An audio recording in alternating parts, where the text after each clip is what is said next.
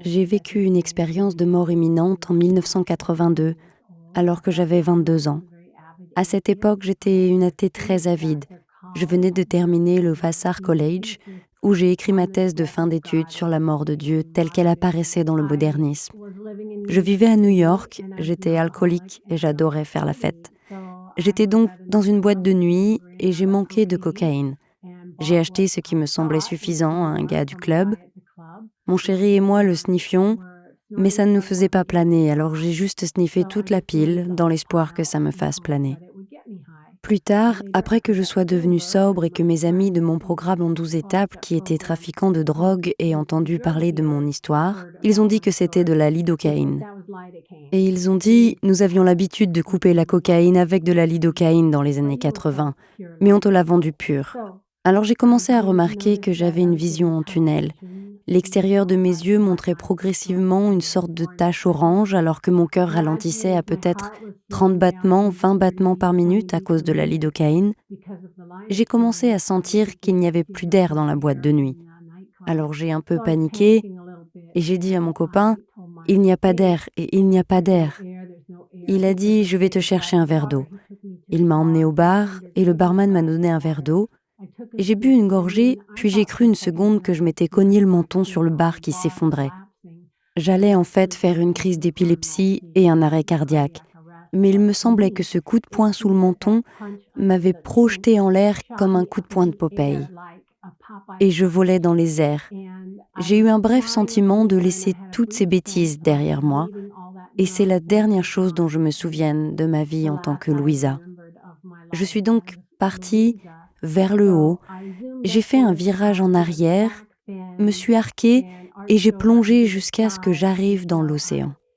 Je suis allée très loin et j'ai ensuite voulu remonter à la surface. Et j'étais à la surface. J'ai regardé et j'ai vu le rivage au loin, assez loin. Je voulais être là-bas, puis j'y étais. J'ai regardé la plage et j'ai vu un plateau ou un monticule de pierre avec une vieille maison altérée par les intempéries au-dessus. Et je savais que ça avait à voir avec moi. Je voulais être là-bas. Puis j'étais au pied du plateau. Mais maintenant, c'était tout un tas de rochers et ils étaient couverts de cette boue horrible, répugnante et putride. J'ai pensé à l'époque que ça pouvait être des algues pourries, mais je savais que je devais escalader pour atteindre la maison. Alors je l'ai fait. Je ne mesurais que quelques centimètres. Je n'avais plus de corps du tout. J'étais devenue juste une caméra subjective à environ 2 centimètres du sol. Donc, cette mini-caméra s'est déplacée sur le seuil de la porte, et à ce moment-là, j'ai réalisé que tous mes ancêtres avaient franchi ce même seuil et que c'était notre maison de transition. Et je savais qu'ils m'avaient tous précédé vers quelque chose de plus important. Je ne savais pas quoi, mais ils étaient présents et je pouvais les sentir. Je pouvais sentir leur joie de me voir arriver, surtout mon grand-père, qui ne m'avait jamais rencontré dans sa vie. Il avait hâte de me rencontrer là-bas. Alors, je me suis déplacée sur le plancher. Je pouvais le voir vraiment, vraiment clairement, parce que j'étais si près et j'ai vu. Je savais que pied après pied, génération après génération, ils étaient passés par cet endroit et avaient fait que le plancher avait une sorte de texture veloutée. Il était censé y avoir une chaise au milieu de la pièce où mes ancêtres aimaient tous s'asseoir et regarder l'océan. Et j'ai pensé, oh, je veux faire ça, c'est mon tour, mais je suis trop petite. Et il n'y avait pas de chaise. Et donc, quelque chose en réponse à cela a semblé m'attraper par mon cœur, même si je n'avais pas de corps, et m'a tiré vers l'avant, sur le sol. J'ai eu un grand sentiment de « Waouh, que se passe-t-il ?» mais un bon sentiment. Puis je suis montée sur cette colline et je volais au-dessus de l'océan. Et je volais vers le soleil qui se couchait. Il projetait une sorte de chemin de lumière tacheté au-dessus de l'océan. Il y avait des couleurs dorées tout autour de moi. C'était juste le plus beau coucher de soleil que vous puissiez imaginer, et je volais au-dessus de l'eau. J'ai ressenti un tel bonheur, une telle joie, je pouvais les sentir, la vitesse de mon vol, et puis j'ai eu une pensée. Attendez une minute, les gens ne peuvent pas voler, est-ce un rêve? Est-ce une réalité?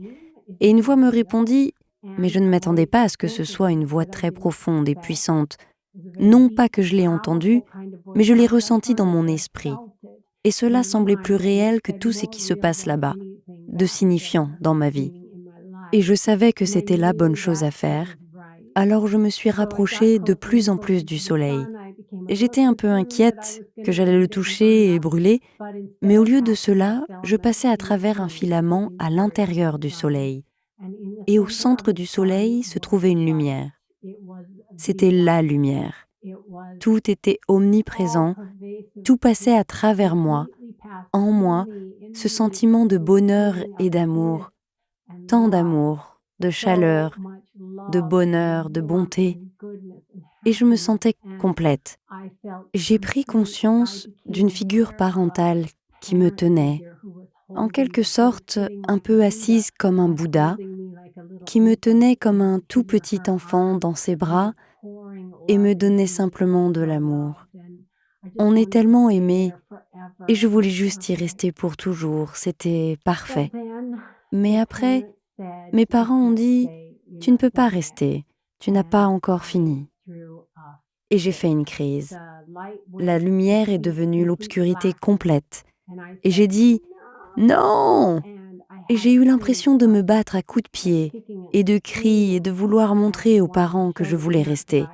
Mes parents ont simplement dit « affaire classée ». Et je tombais dans le noir pour la première fois. J'avais peur.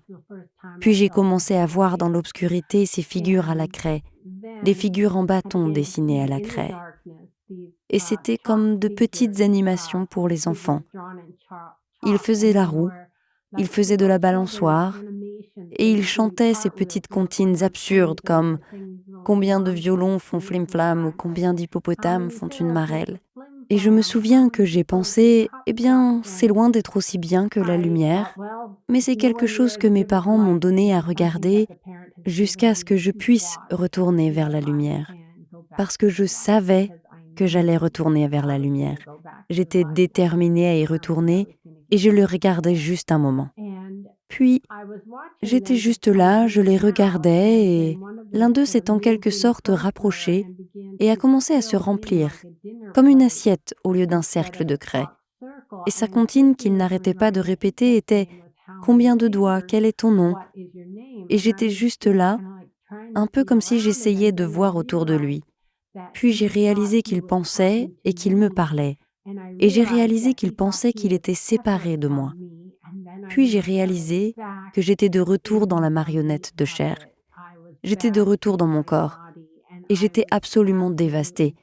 Je sentais que je ne pouvais pas revenir à une façon aussi primitive d'exister, où nous nous déplaçons et mettons ces choses bizarres dans nos bouches et émettons des sons bizarres. Et c'était une sorte de code pour communiquer. Cela semblait si primitif. Mais finalement, je lui ai répondu, et il s'est avéré que j'étais allongée sur le sol de la boîte de nuit, dans une mare de sueur. Des litres de sueur, il me semblait, qui s'étaient écoulés quand j'ai repris connaissance. Et je ne suis pas allée à l'hôpital parce que mon petit ami avait déjà eu des ennuis pour avoir vendu de la drogue à l'université et il ne voulait plus d'ennuis. Alors, on a sauté dans un taxi, on est rentré chez moi, dans mon appartement. Le lendemain, j'ai pensé à ce qui s'était passé et il m'a semblé que j'avais un choix à faire. Je pouvais soit dire ce qui m'était arrivé et que c'était réel, et alors je devrais devenir bonne et je devrais devenir religieuse, je devrais arrêter de boire, de faire la fête, de dormir à gauche et à droite, toutes les choses qui, je pensais, faisaient de moi une fille mauvaise. Et je n'allais pas faire ça. Donc j'ai décidé d'élaborer ma propre théorie, à savoir que mon cerveau s'étant arrêté à des niveaux de plus en plus primitifs, il avait finalement atteint un niveau où il n'y avait que de l'amour. Et que c'était ce dont j'avais halluciné quand j'étais à l'intérieur du soleil. Je me suis donc amusée à vivre cette expérience de mort imminente. Je l'ai rejetée, et j'ai continué à être athée. Et c'était tout ce que je voulais. C'était continuer à vivre cette vie. Mais je n'y étais pas autorisée parce que le monde des esprits pouvait m'atteindre maintenant, me montrer des choses et me parler. Mon ange, comme j'appelle maintenant la voix, m'a sauvé la vie à plusieurs reprises. Une fois, j'étais à un feu de circulation qui est passé au vert et il a dit « N'y va pas ». C'était la nuit, il n'y avait personne derrière moi, alors j'ai attendu au feu vert jusqu'à ce que je me dise « Qu'est-ce que je fais ?» Puis une voiture est arrivée à l'intersection à environ 150 km/h et a traversé l'endroit où j'aurais été si j'avais avancé. Tant de fois, il a été en contact avec moi, où j'ai su des choses que je ne devrais pas savoir, où il m'a miraculeusement guéri. Je l'appelle Ignacio et je lui ai demandé un jour « Donne-moi un nom, j'ai besoin de quelque chose pour t'appeler en plus d'ange. » Je voulais qu'il soit une fille, mais ce n'était pas vraiment le cas. J'ai dit « Donne-moi un nom pour que je puisse t'appeler autre chose qu'ange. » Il a dit avec une sorte de soupir « J'ai eu tellement de noms dans tellement de langues et tu ne connais aucun de ces alphabets. » Et j'ai dit « Et alors ? Donne-moi juste quelque chose. » Finalement, il m'a donné le nom d'Ignacio, qui est un nom étrusque d'une de ses vies les plus récentes.